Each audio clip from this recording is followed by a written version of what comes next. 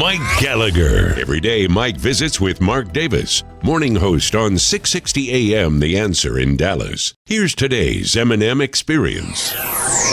I'm feeling a little sorry for the Trump haters. How are they going to explain that a fascist might get the Nobel Peace Prize? And Mark, Hitler got together with Israel and somehow was able to help fashion peace. How does a dictator get the Nobel Peace Prize and come up with one of the most historic peace accomplishments ever? I mean, look, this is beyond. And I have to admit, I'm enjoying the leftist media, the mainstream media, the opposition media try to struggle with this.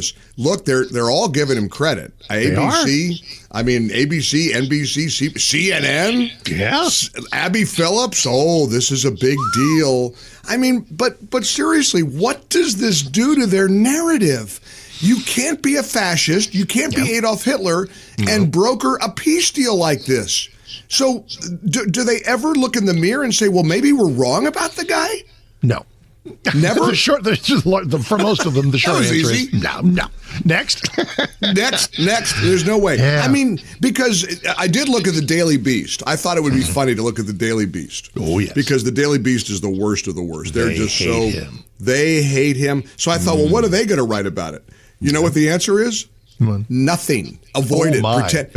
Act like it didn't happen. ICE is terrible. Chicago is being. Oh no! Let me read the actual headlines from the morning Daily Beast rundown. What do they got? What's top of the news over there at the top of the news? You want to know the number one story at the Daily Beast? Clueless Donald Trump, 79, humiliated after dodging legal question. Know what that's about. Then another one, Trump 79. Both headlines want you to know that he's 79, in case you didn't know. Yep. Trump 79 posted private Pam Bondi message about indicting the enemy. Headline 3. Weeks ago. I know, this is today's news from the Daily Beast. MAGA melts down as Bad Bunny sits for God Bless America. Okay. Well, we should. Don't sit for Push Up Pete, meaning Pete Hegseth, fat shames blue state governor. I think we know which governor that one would be. I believe it. And the great quote, because J.B. Pritzker, in the tough guy mantra of the moment, says, if you're coming for my people, you got to go through me. Greg Gutfeld said, nobody's going to do that. It takes too many trips. Anyway, go ahead. Well, there was a couple of funny lines. I wanted to write Raymond Arroyo last night. I saw him on with Laura Ingraham, and they were doing a segment on Katie Porter, her meltdown. You caught that doozy? You know the latest one? Of course, she's sitting down with a reporter in Sacramento, and she can't believe that there are follow-up questions. He says, I'm calling it, I'm not doing this, and she threatens to stalk off. Now, since the internet is forever, there's video from, I want to say, 2022. She's shooting a thing via Zoom meeting for the Biden administration about some issue or another. Some staffer happens to appear in the background, and she says, get out of my blanking shot, except it's not blanket. So she's just a bitter Vulgarian bee, and wants to be governor of California. So Raymond Arroyo had a funny line. He said, look, considering what the shot was, they should have had more staffers go in the background. But anyway, this shows you, though, how corrupt these different media outlets are.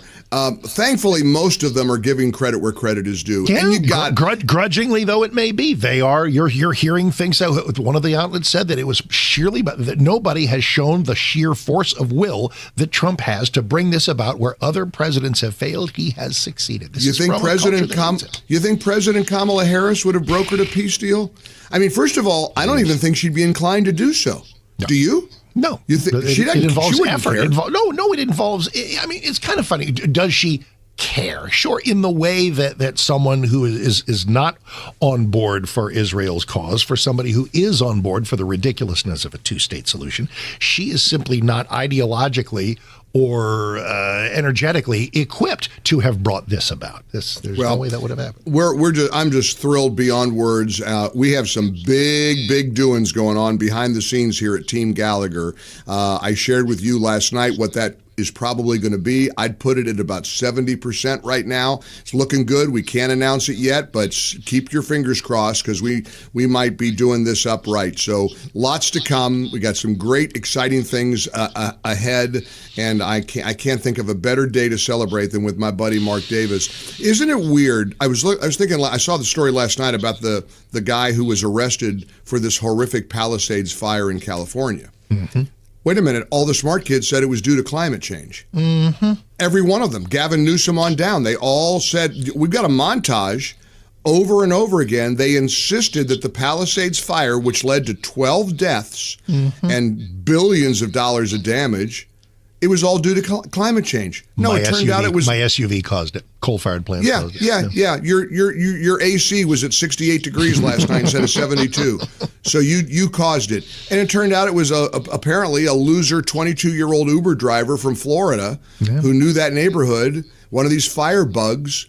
And it's just such a fascinating, intriguing crime, because they talked about him coming back to the scene. And I saw one of the experts last night, one of the spokesmen for LA, say that's what firebugs do. These arsonists, they like to go back to the scene of the crime. They want to see the devastation, and they want to see the response that the fire that they caused has created. But that kid's life, he's done. I mean, 12 deaths, he's finished. You, as a professor of consumer of so much true crime, and you almost have a degree in this by the degree. Yes, a master's degree. A PhD, not a PhD.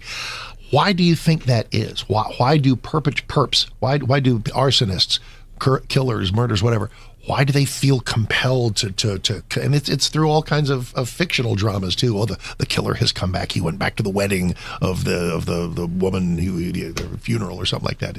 Why do people do that? The guy, the killer of the 4 college kids in Iowa did that too. He went back, they Idaho. said. Mm-hmm. Idaho rather, I'm sorry.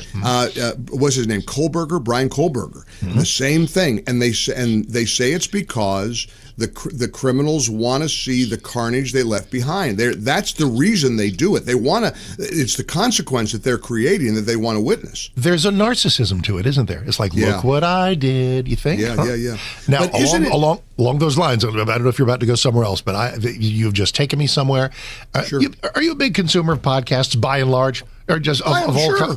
I really am too. And they're about almost anything other than hot breaking political news, because that's all we do. That's what I do. I like to do history, music, art, stuff, areas of whatever. I stumbled across something. It is so up your wheelhouse. So in your wheelhouse, up your alley. Coroner Talk. It is an actual podcast of a guy who is involved in training people to be death investigators.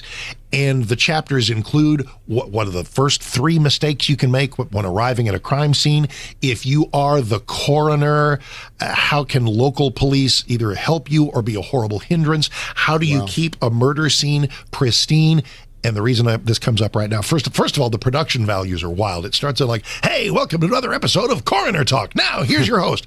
And it's like, wait a minute, doesn't this seem a little light and bright and snappy for such a death-related theme? One of the themes is, when you're an investigator, keep an eye open, because if you have a suspicious death, head on a swivel, because the person who killed somebody is more likely than you think to be hovering around somewhere watching the proceedings. Whoa. Well, thank you for adding that to my Coroner podcast Talk. viewing there list. You are.